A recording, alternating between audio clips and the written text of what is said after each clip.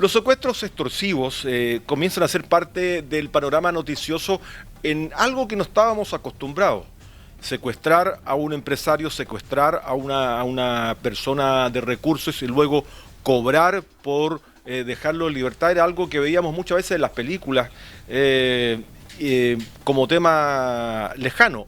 Hoy día ha cobrado vida y esto ocurre en nuestro país y ocurre en Santiago principalmente. Vamos a conversar sobre estos casos de secuestros extorsivos, por qué están ahora instalados acá en nuestro país, quiénes son, cómo se pueden controlar o no se pueden controlar. Está con nosotros Eduardo Labarca, asesor en seguridad pública y privada, prefecto en retiro de investigaciones. Eduardo, ¿cómo estás? Muy buenas tardes. Muy buenas tardes, Rodolfo. Gusto saludarte y saludar también a la teleaudiencia. Bueno, comenzaba la introducción señalando que hoy día nos estamos encontrando con secuestros extorsivos y tal vez normalizando una situación a la cual no estábamos acostumbrados. Hoy día, donde aparece un empresario, ha habido 2 o 3 casos ya de alto impacto, donde se cobra un rescate, donde hay acción sí de la policía y donde se capturan a los hechores. ¿Qué está ocurriendo y cómo se instala en la delincuencia chilena? Si es que son chilenos los autores. Sí, mira, esto yo lo vengo hablando hace más o menos 5 años a la fecha, en donde el primer anillo de las realidades virtuales y lo que ha pasado en otros países es que los primeros secuestros que empezaron a existir en otro país, dejando atrás, ¿cierto?, los secuestros que tenían de carácter político en los años 90 en nuestro país y antes, ¿cierto? Haciendo esa comparación, para el año ¿Correcto? 94 la Policía de Investigaciones tenía, ¿cierto?, un grupo que se dedicaba a los secuestros, pero eran secuestros de índole político. Pero desde el año 2020, 2021 hacia adelante, empezaron a haber secuestros entre bandas criminales. ¿Cómo se pagaban estos secuestros? Con droga. Eran, de una u otra manera, delitos que se cometían entre delincuentes. Tomando la realidad comparada de otros países, lo que empieza a pasar, empiezan a secuestrar a personas que tienen, entre comillas, cierto amiguismo con el delito. ¿Okay? Para dar un ejemplo, un empresario que pide un préstamo a una persona, ¿cierto?, que tiene plata del narcotráfico. A esa persona empiezan a secuestrarlo. Y después, el tercer anillo, empiezan a secuestrar a dueños de restaurantes o de boliches peruanos, venezolanos, que de una u otra manera conocen el nivel de violencia que tienen estos grupos criminales como los Pulpos o el Tren de Aragua.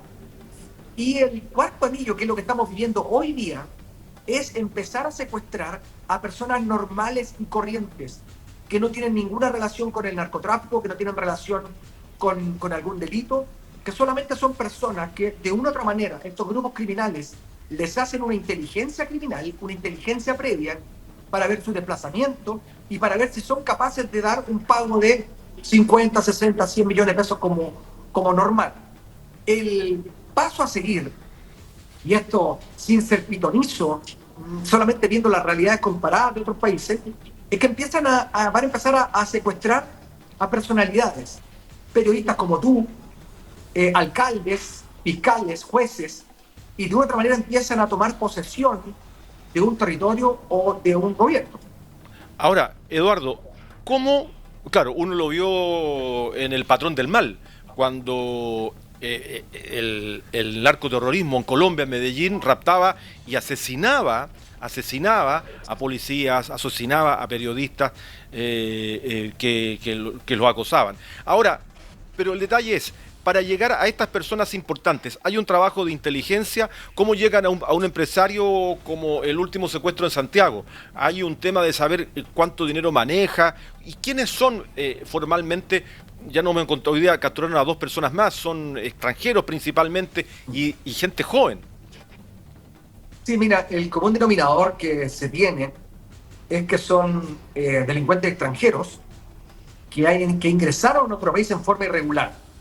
En el único país que en el mundo se le dice regular, en todos los lados ilegal, pero aquí le llamamos irregulares, ¿cierto? El común denominador son extranjeros irregulares en nuestro país y que tienen de una otra manera una expertise en violencia, tienen una capacidad de la violencia, tienen una cultura de la muerte totalmente distinta a lo que nosotros tenemos en nuestro país.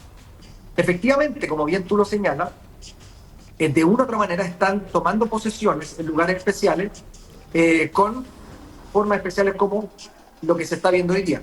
Nosotros tenemos que entender de que estos grupos criminales, muchos de ellos son amateurs y están aprendiendo aquí en Chile, porque el verdadero grupo criminal, cuando secuestra a una persona, le dice: tú te comunicas con la policía, el secuestrado muere.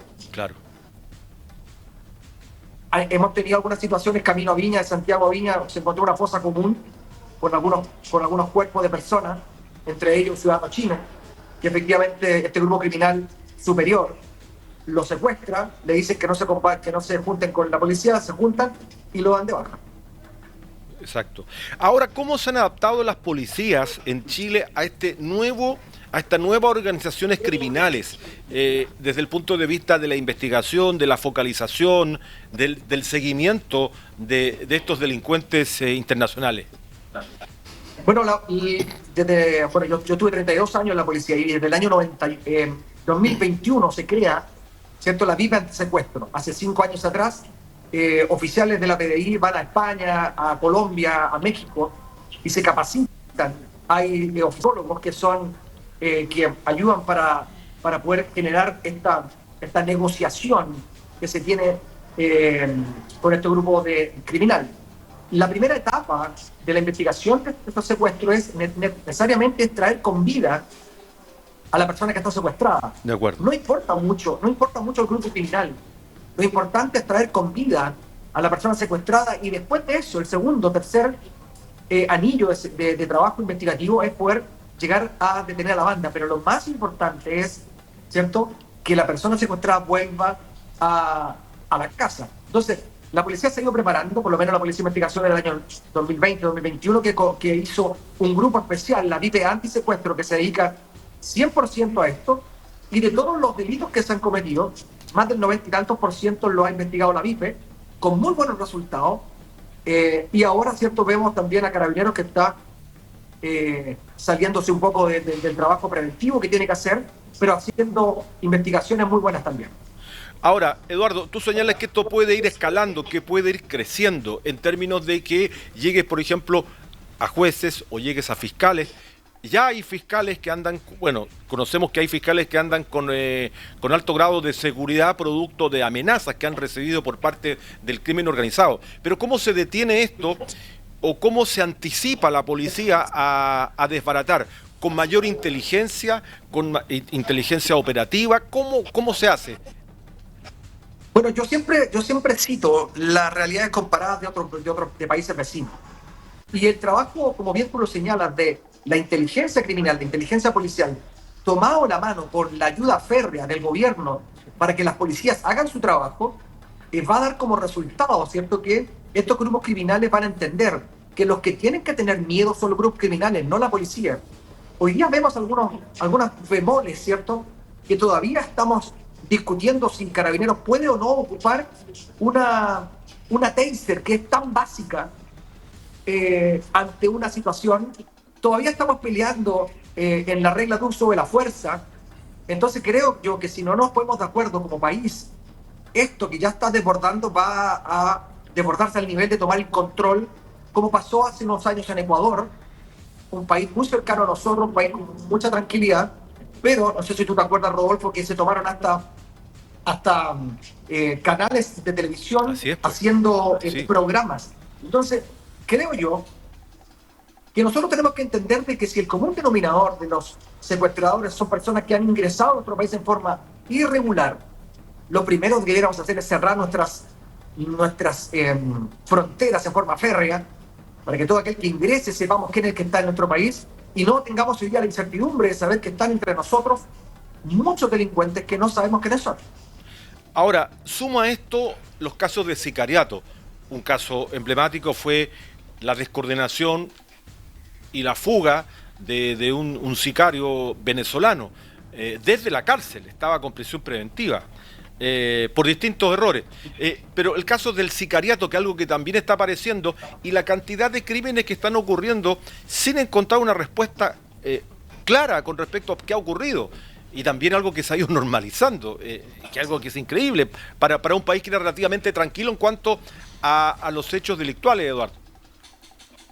Sí, efectivamente, yo fui policía en el año 91, salí a ser policía, imagínate. ¿Ya? Los niveles de homicidios que teníamos nosotros en nuestro país en los años 90 eran comparados con países del primer mundo, Suecia, Suiza. Los homicidios que había en Chile entran peleas entre borrachos y algunos crímenes pasionales. Ujú. Pero hoy día, ¿cierto? Aunque seguimos siendo el país más seguro de la región, nuestras comparaciones, nos comparamos con Brasil y con México, y claramente están desbordados en lo que significa la seguridad. Entonces, nosotros igual somos el país que tiene mayor cantidad, después de Venezuela, de presencia del Tren de Aragua en su país. Somos el país que tiene más detenidos del Tren de Aragua. O sea, se ha hecho bien un trabajo, ha hecho un trabajo la policía, sí. Necesitamos entender de que si no seguimos... Mira, ¿por qué razón cuando se iba a hacer el juicio oral, ¿cierto?, a una facción de Tren de Aragua en Arica, ningún juez quería estar? ¿Por qué pedían estar sin su cara? ¿Por qué los fiscales tienen que andar con escolta? Porque claramente no estamos en presencia de simples delincuentes. Claro, estamos hablando de crimen organizado con presencia. Y eso tiene que ver también con que esto es bueno, el Tren de Aragua funciona en cuanto a ver una oportunidad de negocio y se instala en un país que efectivamente tiene características económicas, de seguridad y desarrollar su crimen organizado de manera permanente. Y es así como tenemos al Tren de Aragua instalado en Chile y eso es una realidad. Sí, y da un poco de risa porque autoridades venezolanas dicen que el Tren de Aragua es un invento. Eh, Claro. pero bueno, no hay peor ciego aquel que no quiere ver. Nosotros ya tenemos que entender que estos grupos criminales lo que buscan, ¿cierto? Lo que buscan al final es dinero. Entonces por eso tenemos que fortalecer las leyes, darle más atribución a la policía, eh, para que podamos combatir este tipo de delitos que son, como bien tú lo decías, son delitos nuevos que llegaron para quedarse en nuestro país. Eduardo Labarca, asesor en temas de seguridad pública y privada. Eduardo, muchas gracias por estos minutos de poder entender el contexto en que se dan estos casos de sicariato, este tipo de crímenes y sobre todo hoy día lo que más impacta que tienen que ver con los secuestros. Secuestros a personas importantes, a empresarios como el ocurrido a Cantergiani durante el fin de semana. Muchas gracias por este contacto y vamos a estar hablando más adelante. Seguimos en contacto, Rodolfo, y realmente fue muy bueno verte nuevamente. Gracias, que esté muy bien. Ahí estaba Eduardo Labarca, asesor prefecto en retiro de la Policía de Investigaciones, conversando con nosotros sobre estos últimos hechos.